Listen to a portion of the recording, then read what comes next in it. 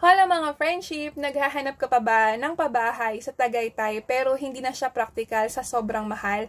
Eto na lang ang bilhin mo dahil 10 minutes away lamang ito from Hacienda, yung outlet store ng mga designer clothes. And along the highway pa siya. So, heto friends, ang aming RCD home silang. Napakaganda nito dahil accessible siya since along the highway ito.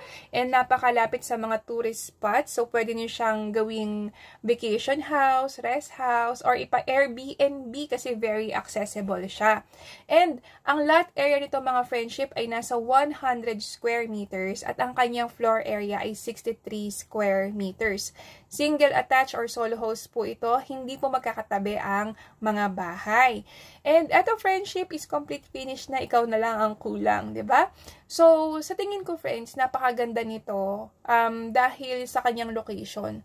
And yung Tagaytay feels pero hindi siya ganun kamahal. Eto friendship, kaya mismo kami is nag-invest dito pero for resale purposes kasi nakikita namin na mga ilang taon lang pwedeng maging doble yung value ng property. So, ano pang natin dyan mga investors? Maganda to, okay?